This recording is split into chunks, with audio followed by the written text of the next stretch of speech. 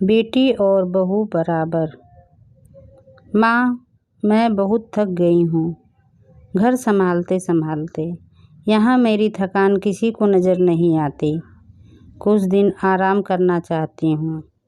सोच रही हूँ कुछ दिनों के लिए अपने मायके आ जाऊँ। आते हुए अपने बच्चों को भी साथ ले आऊँगी। वे वहीं से स्कूल चले जाएंगे।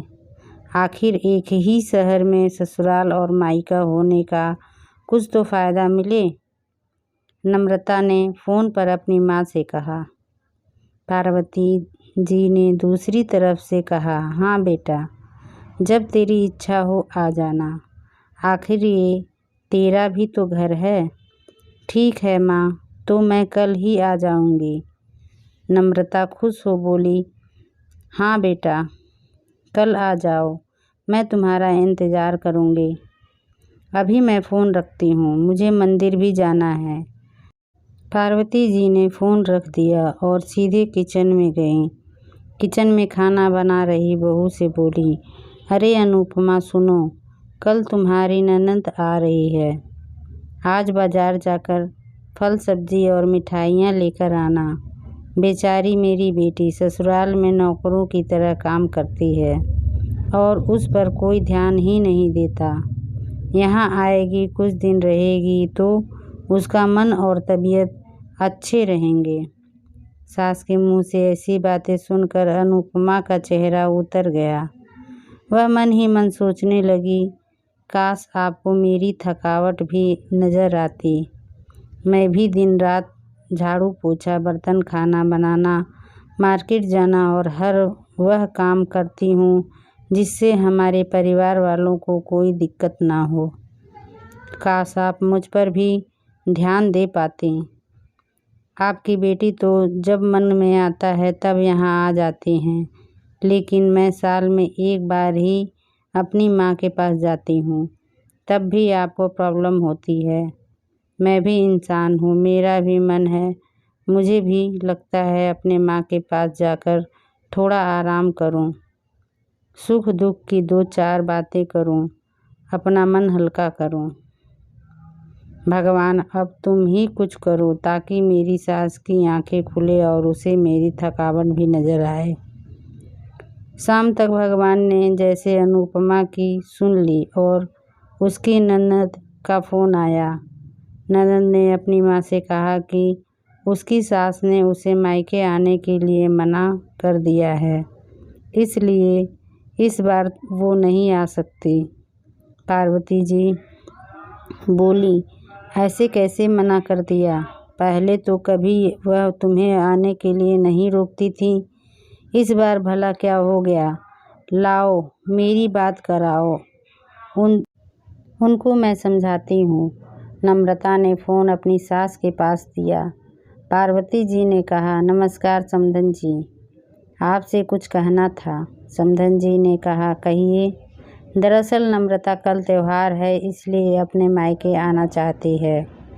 अगर आप उसे भेज दें तो अच्छा रहेगा। नम्रता की सास ने कहा, देखिए समधन जी, आपकी बेटी मायके जाकर रहे, इस बात के लिए हमने उसे कभी नहीं रोका और इस बात से हमें कोई प्रॉब्लम है भी नहीं। कुछ दिनों पहले मैं अपने रिश्तेदार की शादी में गई थी। वहाँ आपकी बहू अनुपमा की माताजी से मिलने का मौका मिला। उनसे गपशप करने के दौरान उनकी बातों से पता चला कि अनुपमा को साल में एक ही बार अपने मायके जाने को मिलता है और वह भी बहुत कम समय के लिए। मुझे लगता है आपको पहले अनुपमा को उसके मायके भेज देना चाहिए और वह जब मायके होकर आ जाएगी तो मैं नम्रता को आपके पास भेज दूँगी। एक बहुत ज़रूरी बात जो मुझे लगता है आपको समझ लेनी चाहिए कि आपको अपनी बहू को भी बेटी की तरह या बेटी से भी ज़्यादा प्यार देना चाहिए। उसे भी मायके जाने की इच्छा होती होगी।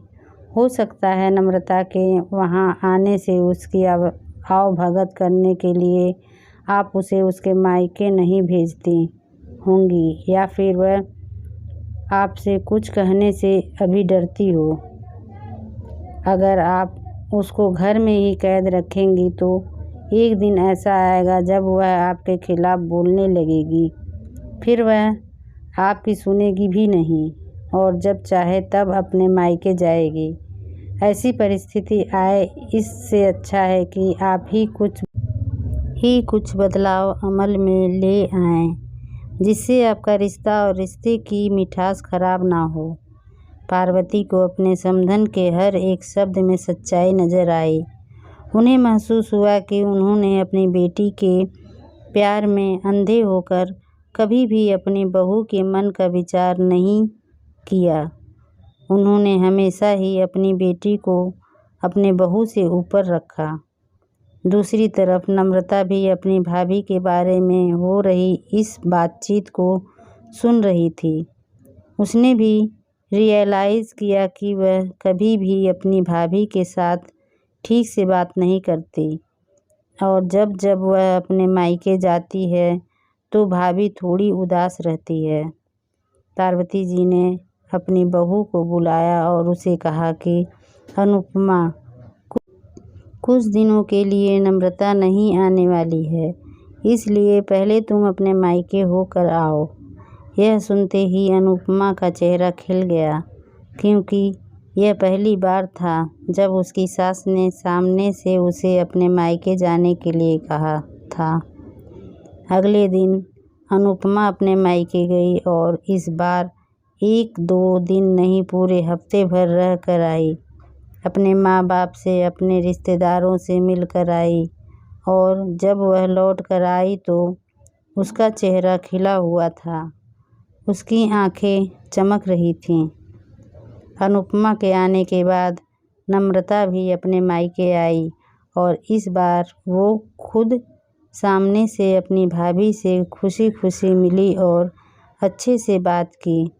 नम्रता ने अपनी माँ से बात करके उन्हें भी अच्छे से समझाने में मदद की